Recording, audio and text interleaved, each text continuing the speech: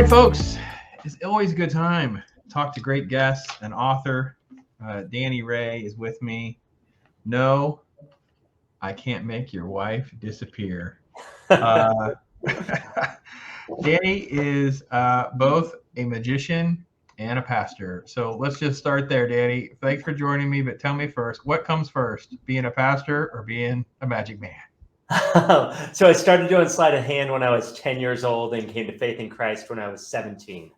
So Okay. there you go. So a few years apart from the genesis of a sleight of hand, but it wouldn't be another decade. I was probably 27 or 28 when I was reading through Romans 11:29, and it says God's gifts and his calling are irrevocable. And it was the first time I saw those inextricable from one another. And so I went through the process of taking two things that were in different worlds and putting those together. So, yeah. Is that had to be an interesting journey, right? Because those are two things that are not like an equal matched up puzzle piece next to one another, right? So that's kind of a lot of self-reflection has to go into, wait a minute, I can actually do something that I really enjoy like that seems very unrelated. Yeah, that has to be a very interesting journey.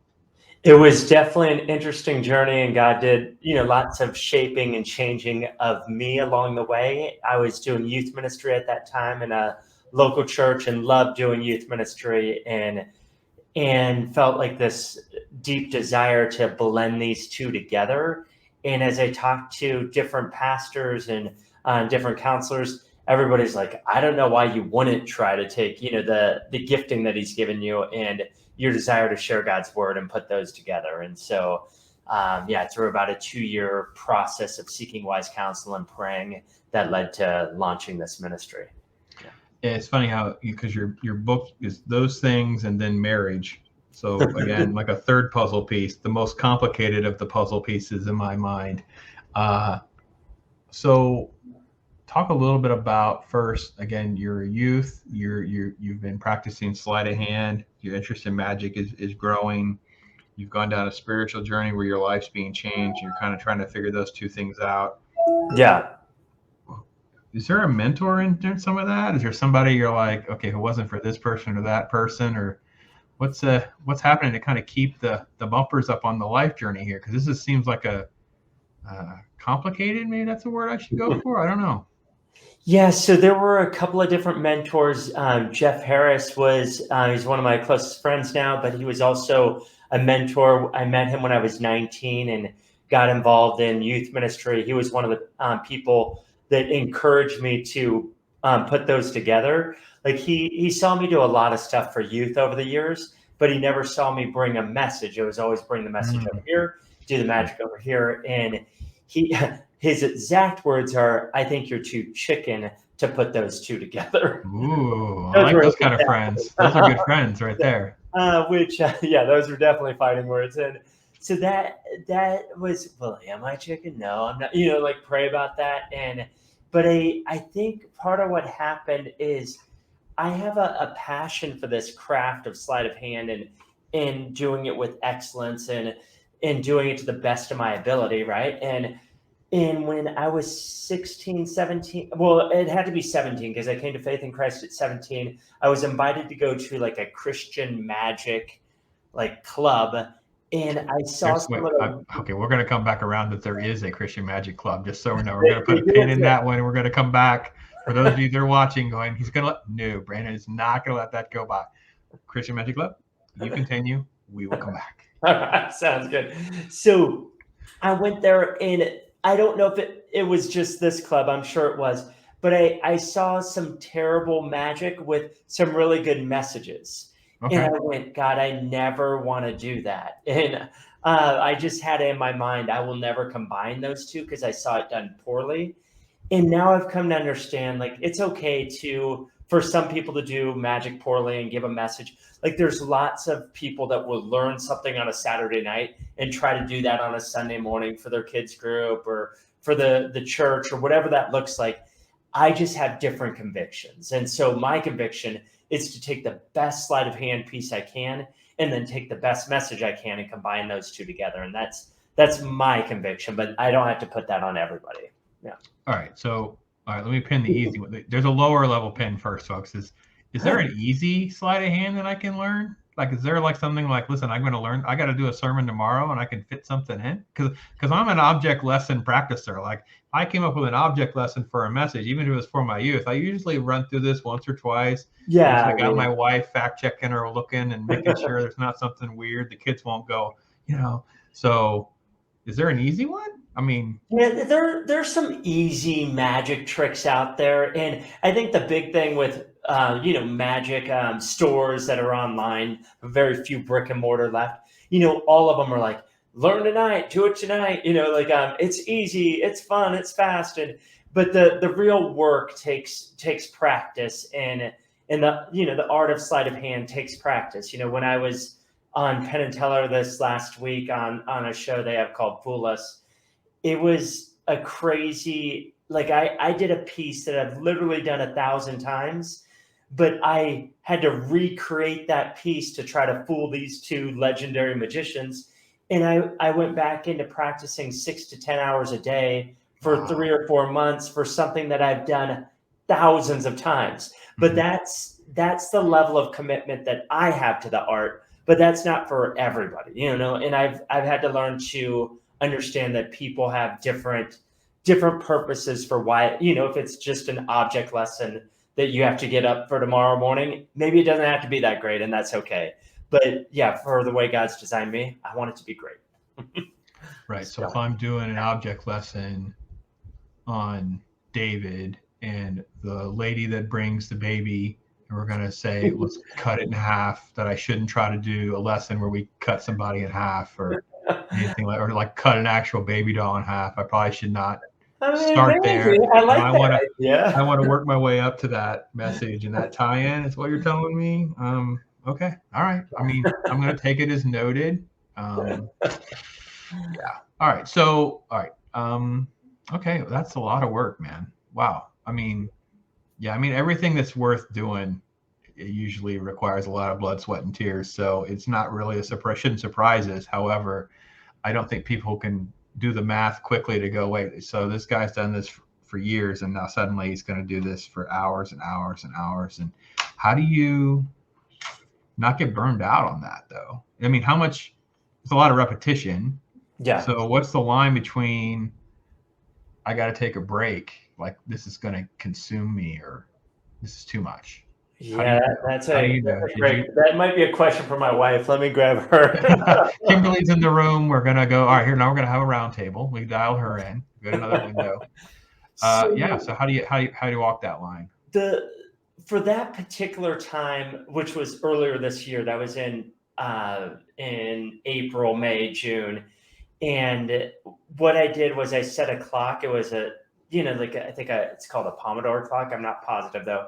But basically, every minute it dings and it goes for 25 minutes. And so what I would do is I'd work on 45 seconds of the routine. And then after 45 seconds, I would reset it. And then at the minute, I would start it and do it again. I'd do that for 25 minutes, take a 5-minute break, and then do that again. And I would work on that 45 seconds for 6 to 10 hours. Wow. All week long. Okay. And then the next week I'd work on that same 45 seconds, that next week, same 45 seconds. And then I'm like, okay, after 3 or 4 weeks, I think I have that part of it done. And then I work on the next part of it.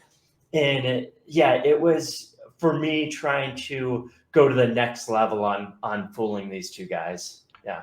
You mentioned you're kind of a pastor mentor. Did you have a magician mentor to help you with that? Because that seems like something to, I guess, wouldn't necessarily seem obvious to me.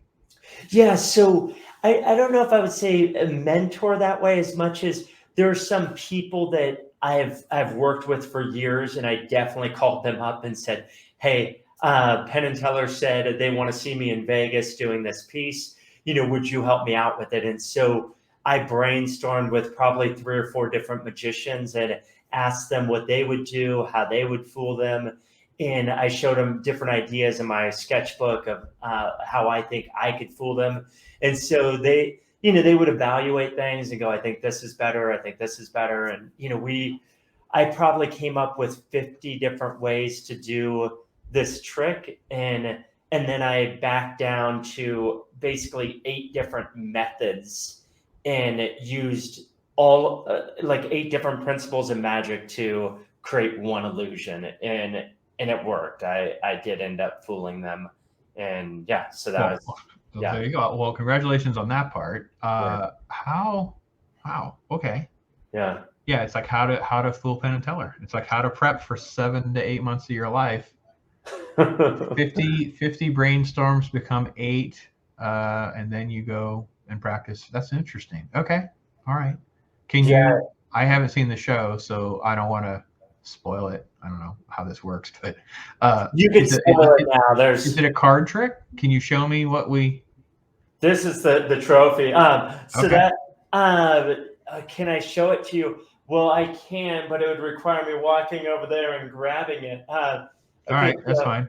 Here, let's cheat. Let's cheat. I'll entertain the audience with my nonsense for 10 seconds. Perfect. Well, Danny's going to come back in a minute. He's going to show us how he fooled Penn and Teller in this really, really cool way. We'll figure that out in 1 second. So, yeah, how to fool Penn and Teller. This will be interesting. I'm very excited about doing that.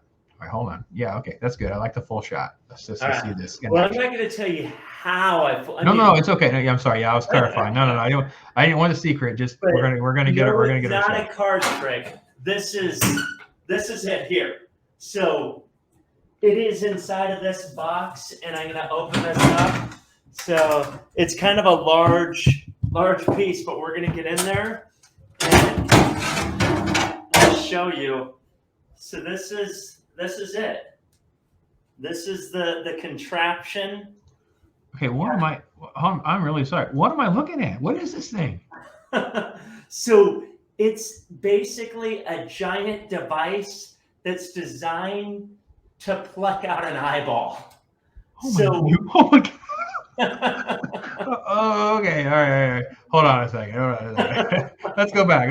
Hold that back up there again. Yes. So there it is. And that One thing eyeball on the line for this. Okay, and then there's the hook right there that's going to fly up through that hole into someone's eye. Let me set the device. This is sketchy. I've never done it in midair before. Oh my gosh. Okay. All right. I'm good. I got the hook. The hook. Wait, does it have a name?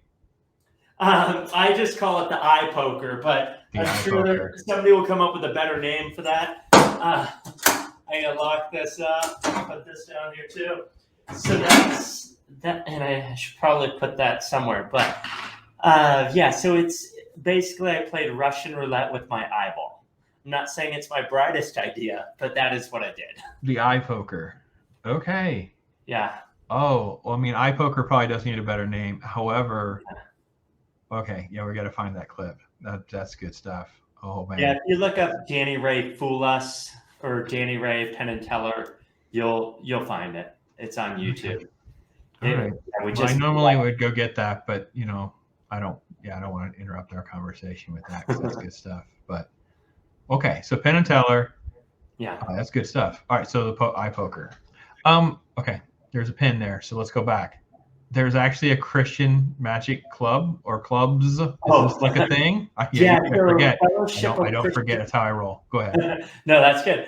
Fellowship of Christian Magicians is I think a worldwide club, and I've been to it to lecture there now, and I've been to one other club, and there are some great guys that go to these clubs, and it was when I was 17 that I had that kind of negative experience that way. But that doesn't mean all of these clubs are negative. I don't know. I've only been to two different ones, and one's held at the Magic Castle, which is the most prestigious magic club in the world. And so I think they probably have a higher caliber of magicians that show up to that one. And the guys I met at that one were fantastic. And they were doing some great stuff. Yeah. Okay. So definitely a journey of meeting a lot of different folks. And this was obviously you mentioned, from your teen years and into your 20s. So definitely quite a journey. Yeah. Okay. That's pretty awesome. So, all right. So the third leg of your book. In the book, folks. Yeah. Okay. Danny, you can tell he's a magician. And I'm going to tell you how I know. because he has no problem catching you off guard. He will tell you a story, and then that next thing you know, he's like, bam, on us. I mean, he is misdirection comes out in his writing. Well, I will say, very, very good. I enjoyed that a lot. How did you transition into, hey, I'm going to write a book? Because that's, again, now we're into a different leg of life here. Of you're doing these different things, and you know what? I'm going to put pen to paper, and we're going to do this. Yeah, so that really starts with my journey of faith. At 17 years old, I was challenged by somebody to keep a journal. And so I started writing at 17, and I don't want to say every day since then, but almost every day. I have thousands of journals now. I have them all over the house, in my studio, in not a closet, in the shed, out these doors here. And so, yeah, they're just a bunch of journals now. And so I wrote a book about 5 years ago. And after that book, my wife and I were talking about what would it look like for our 25th anniversary, which we just celebrated, to give back to the community, to give back to people. So we've been to a bunch of marriage conferences, and I've heard a bunch of marriage speakers and read a bunch of marriage books. And as a pastor, you end up doing counseling. And so over the years, we've just had a lot of things that have helped strengthen and help us to create a thriving marriage. And so we thought, what would it look like to give back? And so that's when we started to think, how do we put this to paper? And we came up with the idea of doing it from a magician's perspective, which is a different angle of hitting, marriage that most people aren't able to do. And so for the last 3 years, I've been writing that book. And obviously, I know you've read through it, is Kimberly has her Kimberly's Corner. And so she's put her thoughts and her perspective in there as well. But for the most part, it's like from my angle, from a magician's angle on how to create a great marriage. And so that was the 3-year journey of like writing and really trying to get the ideas onto paper. Yeah. So how did that come about? I'm going to show the audience so that you can see, folks. These little sections. Cool. Look at that. They pop right in there. Oh, yeah. Get her 2 cents. How did that come about? Were you just cruising along, and she just you said, listen, how about, hey babe, why don't you just, we're gonna throw you in a little box here. We're gonna do this, we're gonna do that. I mean, how did that manifest?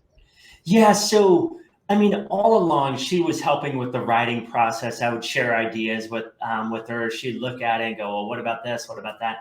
And so she was helping out with that whole process.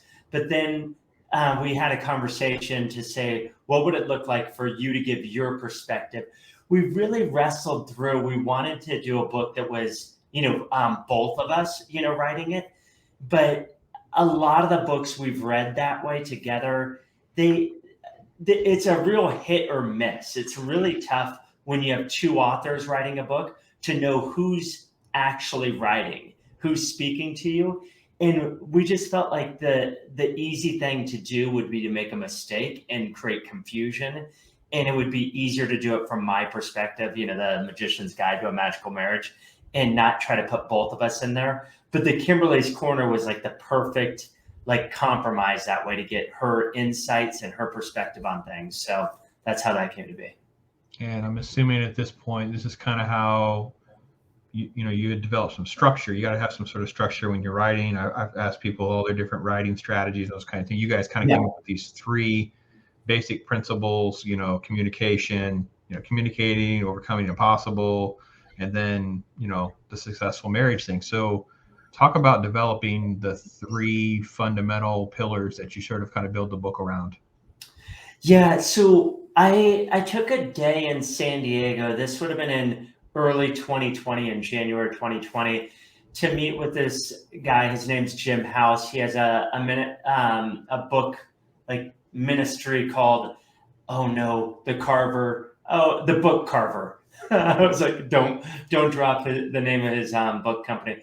And he really helps authors take all of the craziness, at least for me, in my head, and get it into a structure. And so I met with him for probably 10 hours where we just threw everything that I've thought down onto notes all around a giant table. We had rented out this room in San Diego, and then we put all the chapters on the wall. And so I probably had like 30 ideas for chapters. And then we started to go, well, these two chapters, this one over here and this one over here, they're similar. Let's put those together. And, so we started to like see everything laid out. And then we started to take all of those 30 chapters, got condensed into 18. And then we're like, what's the order of this? Where's the patterns that we see? And so basically we started to see that there were three like strong things that I was trying to say. And you spoke of those already, but the communication, the overcoming, and then the thriving. And those three things helped us to go, okay, this is what this book is, and then we were able to take like sticky notes and just like write out all the different things that would fit into each one of those sections. And after 10 hours or so of getting that done, I brought that home to my wife, and she's like, this is craziness, because I took a whole room and cleared everything out of the room and just put all the chapters up on the wall. And then she helped with like, what about this story here? What about this idea here? What about this principle? And so we really started to hone in on what each chapter would be. And then came the difficult process of actually putting pen to paper and writing those up. And so, but that was the beginning, is getting like the structure, the table of contents. And some of that changed along the way, but for the most part, that structure gave me the ability to go, okay, now I'm going to write into this chapter. Yeah. All right. So on my scale, there's a fictional scale that I've come up with that I use with the authors. I said, so you're more in the John Grisham end of the scale, who was this vigorous, detailed outliner, doesn't put pen to paper until he has this outline. And then the other end is the freelancer, which is the Stephen King. He'll even say, I don't even know where this story's going. And you're just like, oh my gosh. There's like, people always ask, how do you write a book? How is this book written? What's the story or whatever? So, all right, there you go, folks. I always find it fascinating. I wrote a novel, and it was quite a journey, and it's something I could have on my bucket list, but I'm not sure I would do that much of my life for that experience again, unless I do something like yours, where it's more of like a down to earth, like, I don't know. I don't like terms like self-help. I don't advice, counseling. It's like, it's tough to know what kind of adjectives to, I don't even know. I like labels on something like that. It's, I don't know. How do you handle that? It's weird, isn't it? Trying to like have adjectives. I'm not a fan of self-help because of like, what God wants us to be is selfless. And so self-help just seems like to fall into that selfish. And then at the same time, I read a lot of what would be considered like self-help stuff. I just finished Atomic Habits, and, so that would fall like in that category where you're, working on self-development. So I guess in the healthy sense of that, it would fall into that category of, a marriage book, or, how to help that I'll say that's what I want to do, is I want to help people with their marriages. So whatever category that falls into. All right. Under the guise of, which is going to be great, guys, because if you get this book and your wife sees it, she's going to ask, why do you have a book that says, no, I can't make your wife disappear? There you go. And as you can see, yeah, it's got notes. Because Danny impressed me. He did it. I'm a very, later in life, I kind of was called to go back and take theology classes. And my wife, of course, gets told first about, we're going to do this. And I did not want to do this, to do the pastoral credentials or whatever. And one of my big critics critiques, and you overcome it. And I love it. Page 62. He talks about having the sex talk. God forbid that we actually use the S word. Yes, folks, the S word.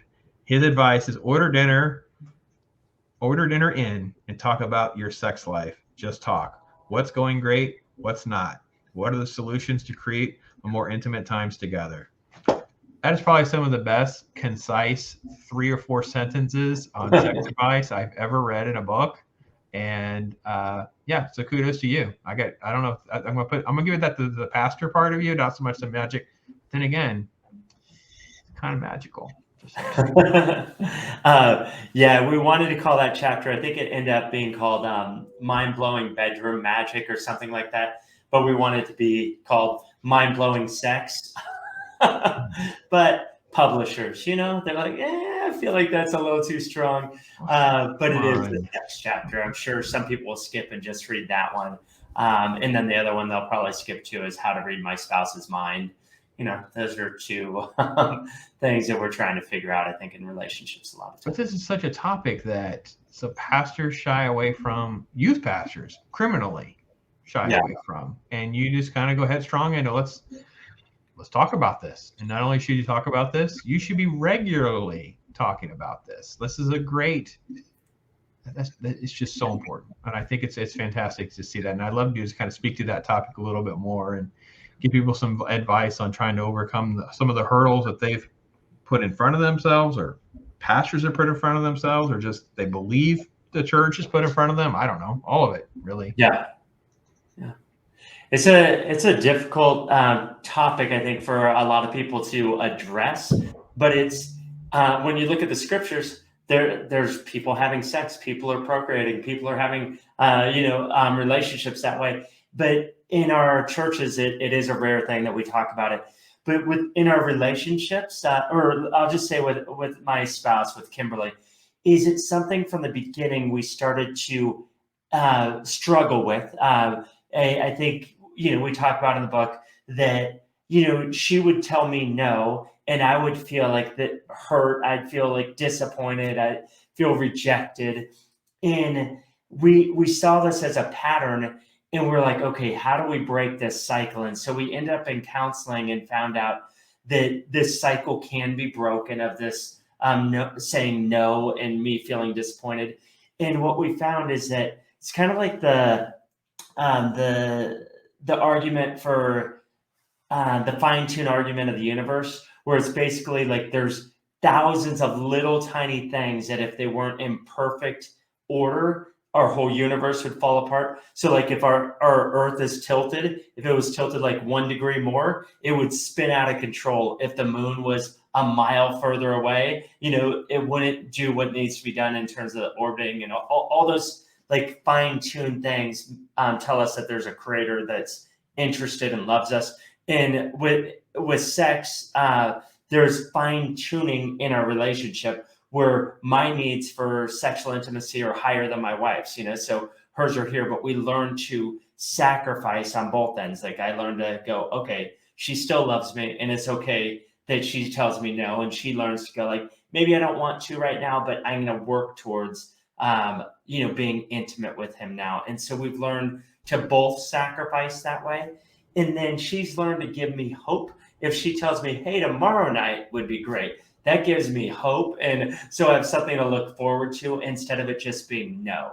And so I don't know what the solutions exactly are for you, but I know having those conversations that are difficult to have with one another helps to set a new tone for how we talk about intimacy in our relationship. Well, and I think the biggest thing that you started out with was just first acknowledging that there's a difference, right? Men and women are completely wired differently about this. The world knows this. You see it all the time, right? Men are visual. You see half-naked women on magazines in the grocery store, to the point now where that some of them have visors put up to help minimize exposure to young children and other folks. And then, of course, the emotions and feelings and sort of a journey, if you will, for a lady is so much more important than it is for us. And it's great. Look, again, it's a topic, folks, that's so important in your marriage.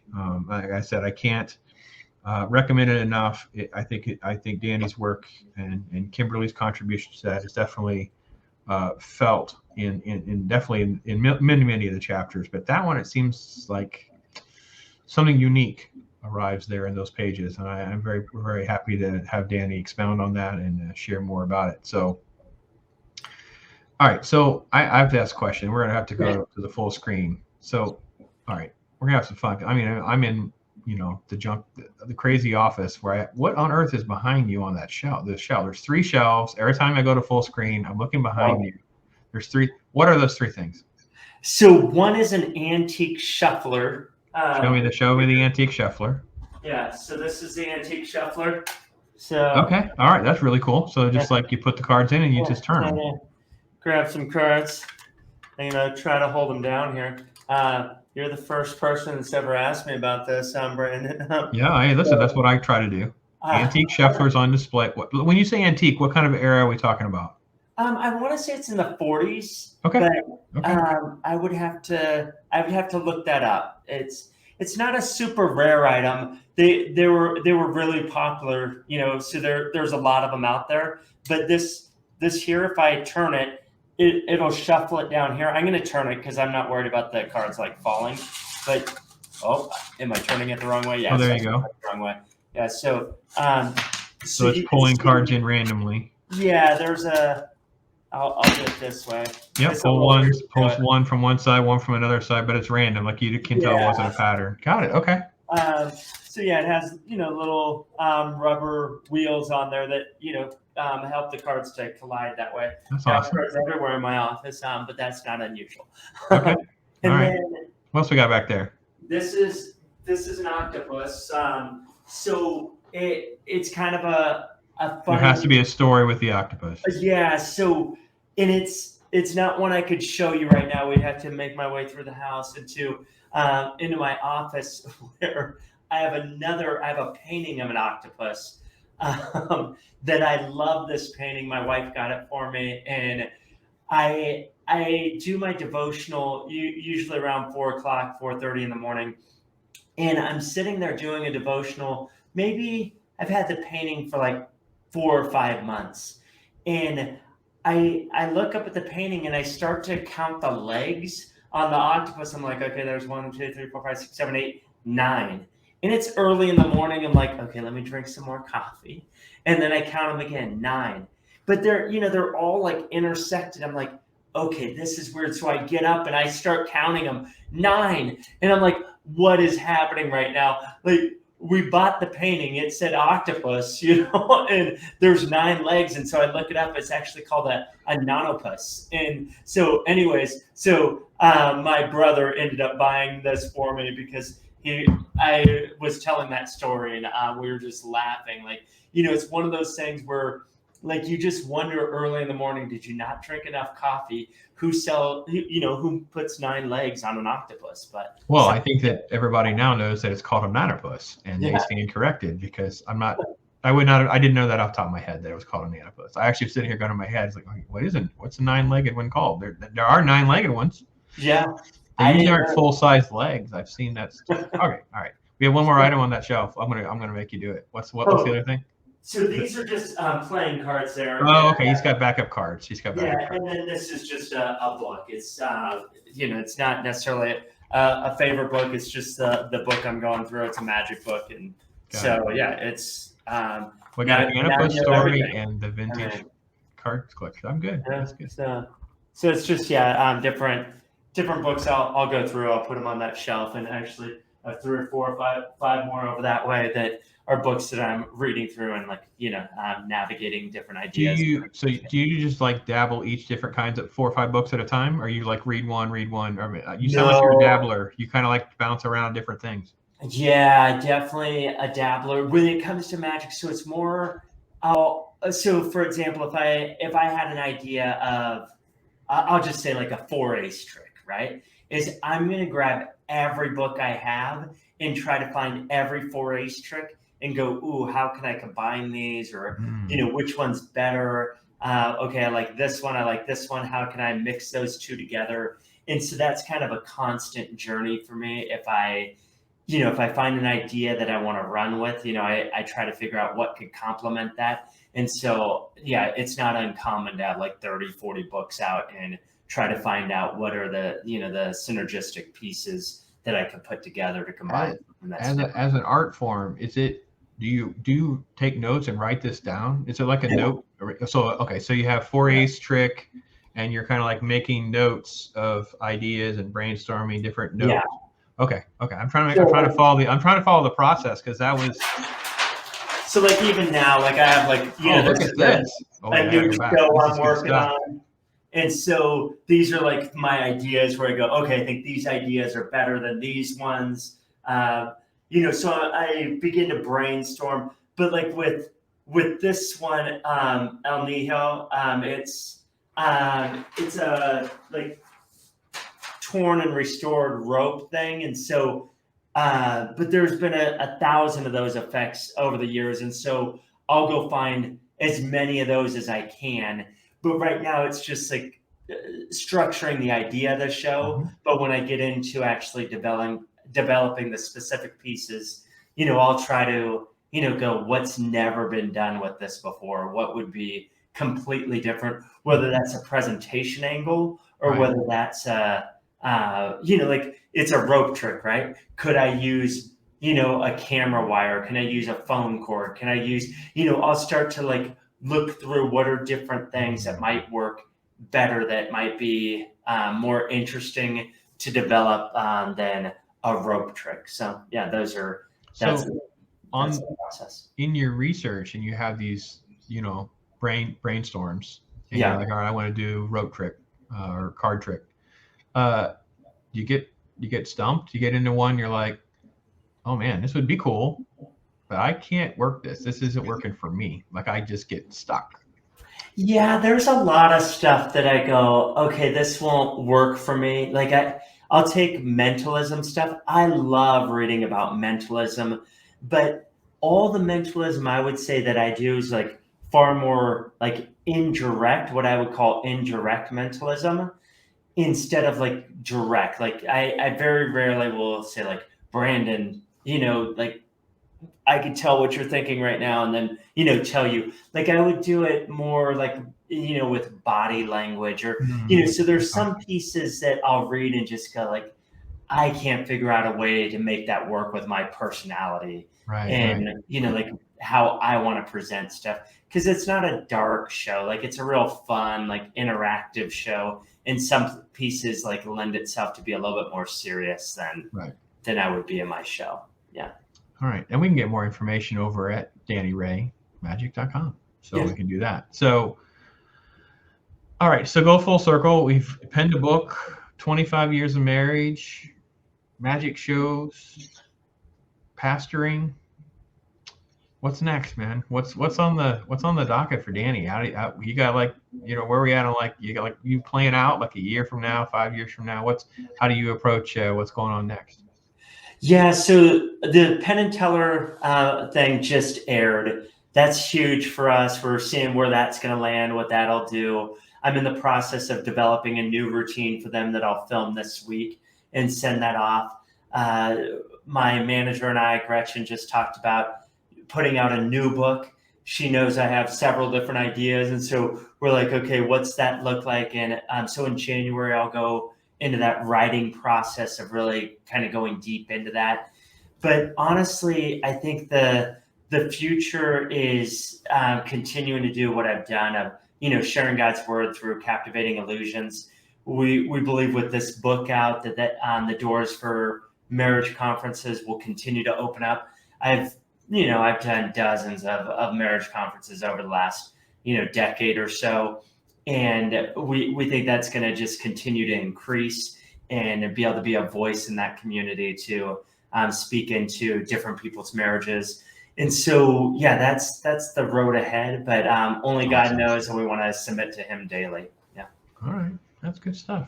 What do you do to wind down, man? What's fun? I mean, obviously you're a magician, but what's you got to take a break from magic to have fun. I mean, that's, you gotta bless somebody who is, to other people seems like a fun job. Yeah, so it's actually it's like, what do you do for fun? It's like, I don't do this. That's what I don't do. But what do you do? Because I genuinely do love my job, but I'm committed to a Sabbath every week to the best of my ability. There's times where it might be 8 or 9 days, before I can get a Sabbath. But we, as a whole, I commit to every week taking a day off. But it's tricky because I'm like, oh, I can't work on like magic stuff. So there are days where I do, but I just know when I'm working on something for like a show and to get it in, like there's certain things I won't read, it's like, okay, I can't do that. So if I work on magic stuff on my day off, it's really just to have fun. But honestly, some of the things I love doing are just like spending time with my family on my day off. My son and I are really into, well, both of my sons are into chess, but my middle son, Spencer, he like loves chess. So I'll try to get in a game of chess with him on my day off, and then take my dogs for a run. And yeah, I love running, so I end up, going. There's some trails right around me where I'll take them up in the trails for a while. And yeah, so that, and then barbecuing. I like to barbecue and eat some good food with the family. So yeah, that's what I'm talking keep about. it simple. That's what I'm talking about. That's good. That's good. All right. Well, that's good stuff, man.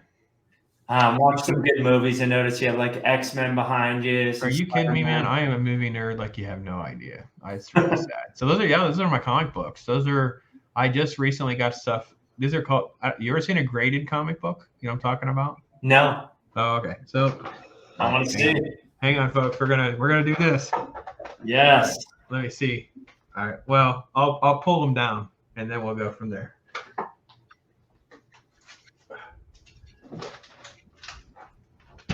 Okay. All right. So this one it's in its plastic, obviously. It's just yeah. So everybody knows what that looks like, right? So I can take it out and play with it, read it, whatever I got to do. That's how it's been. So that's one. I always thought it was a cool cover. That's why it's up there. Yeah. So during the pandemic, collectibles went crazy, particularly in sports cards, but I guess everything did. And people were like really after them from like the uniquest standpoint. So for instance, everybody knows about the Michael Jordan rookie cards. Right. But the problem is everyone realized that there's only so many that are perfect, particularly because technology was so bad through the late 70s and the 80s. Right. Even if you bought a brand new pack and got one, it could be off center. The colors could be out of alignment, all sorts of things. Well, this started to bleed through vintage Star Wars stuff, movies. I mean, anything you can think of, right? One of the things that I had never done this before, I never sent them. So when they grade them, what they do is they take that comic book like I showed you. There's a special company that you send it to. They have professionals that do this, and they score it up to 10. 9.9s and 10s don't really exist. They're kind of like unicorns. Okay. That's right. So a 9.8 is perfect. And when you get it back cased. So it has all the information here and the score, and it's like certified. There's like a serial number in here, and it's encapsulated so you can have it on display. But now there's no dispute of its quality. So that's the biggest issue with the value of something like this was, well, I think it's this and I think it's that. Well, no, now it's like a certified number. Okay. It's easier to price, right? It's like, I don't know. I don't even know how cars work because they have mileages. I don't know. It's like, I don't know. It's like an art. It becomes more, obviously the price is incremental, right? Obviously, and 9.8 is like a perfect score. So they're hard to find. So this was one I've got for display because this guy is talking about revisiting that title again. But yeah, the X-Men one, that one I held back because I couldn't believe it how cheap it was going. It's a 9.6, and I was like, well, no, I'll wait a little longer for that. I'm not going to sell it at that price. So, but yeah, it's actually I just sold another one. This one I'll ship tomorrow. I sold over the weekend. It's from Spider-Man and Venom. You've heard of Venom? Oh yeah. So it's a Venom comic book. Wow. Out of this plastic. It was just a really cool cover. Nice. And it sold. Yeah, my favorite comic book. About $100. I paid $6 for it. Nice. I have to pay to get it graded, so I might have another $30 in it, maybe. Okay. Or whatever. So yeah, that's good stuff. It was I'm definitely an uber nerd when it comes to comic books and movies and stuff like that. And my wife teases me a little bit. She's happy to see a lot of stuff go. If I turn the camera around, there are literally boxes on the desk where they're all organized. Of the ones, these are all already listed to be sold, and it's kind of ridiculous how it looks, what it looks like behind me. And then, of course, I'm an uber nerd when it comes to puzzles and solve. That was one of my to-do lists when I turned 50. I'd made a little list of things to do, and one of them was to learn how to solve a Rubik's Cube. So I thought it'd be funny to buy me all these other variations that are next to impossible. So I do not know how to solve any of them. So yeah, that's my behind me type. I like it. So. My favorite comic book when I was a kid was Daredevil, and Frank Miller was the the creator at that time. And that was my favorite. But yeah, and I'm bummed that they never, like got the movie like series going that well. I mean, they had the movie come out, didn't great. I feel like my two favorites didn't get great at first, but now they're part of the Avengers. Is the Incredible Hulk. But I've loved the movies, but I know they get terrible ratings and haven't had great reviews, all that kind of stuff. But I'm just like, I'm happy with anything Incredible Hulk. And then Daredevil had the series come out on Marvel, and it was definitely far more violent than most of the Marvel stuff. But season 1 is perfect. Season 1 is like perfect. Yeah. It's way violent, and I shouldn't be saying all that. I'm not advocating for you children to be watching such a ridiculously violent show. However, it really is really good. Yeah. But yeah, Frank Miller is the best, man. He's the best. And actually, I did a little video where I found this at an Ollie's, which was like a discount store. Frank Miller is partially responsible for getting me into comic books at all. I did a little thing. I found this copy because I'd given mine away of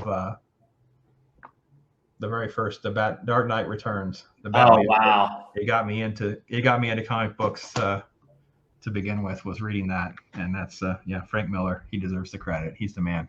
I actually enjoy most of the movies for a while. It's just like we're on like a steep decline, and they'll figure it out because money and revenue will drive them to make good product. So but yeah, it's a great era to be a nerd.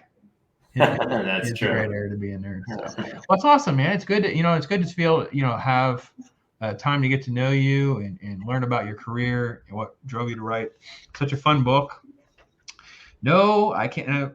And I will say my wife's just as guilty. She saw it. She's, what is this? Like it wasn't defensive, but it was kind of like, definitely is going to get attention when you have a book that's called No, I Can't Make Your Wife Disappear.